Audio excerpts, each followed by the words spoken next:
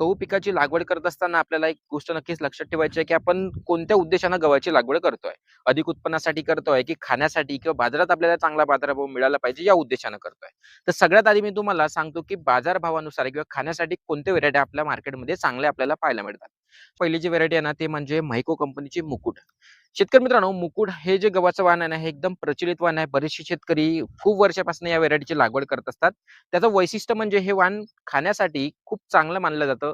याची मार्केटमध्ये डिमांड सुद्धा मोठ्या प्रमाणावर असते आणि याचे उत्पादन क्षमता सुद्धा चांगल्या पद्धतीची आपल्या शेतकऱ्यांना आलेली आहे. दुसरं म्हणजे शेतकरी मित्रांनो, यामध्ये तुम्ही केदार या व्हेरायटीची सुद्धा लागवड करून चांगलं उत्पादन आणि बाजारात चांगल्या पद्धतीचा बाजारभाव तिकडे घेऊ शकता. कारण हे सुद्धा वाण तुम्हाला खाण्यासाठी याची पोळी चांगली नरम बनत असते. पोळी चांगल्या पद्धतीनं आपल्याला जवळ-जवळ 12-15 घंट्यापर्यंत चांगली नरम राहत असते आणि खाण्यासाठी चविष्ट असं हे गहूचं वाण आपल्याला पाहायला मिळते. म्हणून याची डिमांड मार्केटमध्ये मोठ्या प्रमाणावर असते. आणि या गव्हाचा व्हेरायटीचा दाना सुद्धा आपल्याला मीडियम स्वरूपाचा, बारीक स्वरूपाचा तिकडे पाहायला मिळतो. म्हणून तुम्ही याची सुद्धा लागवड तिकडे करू शकता. आता दुसरं महत्त्वाचं म्हणजे जर तुम्हाला अधिक उत्पन्न पाहिजे, जर तुम्ही उत्पन्नाच्या हिशोबाने विचार करणार असाल, तर नक्कीच श्रीरामा सुपरच्या 2 व्हेरायटी आहेत शेतकरी मित्रांनो. एक येते 111 आणि एक येते 303.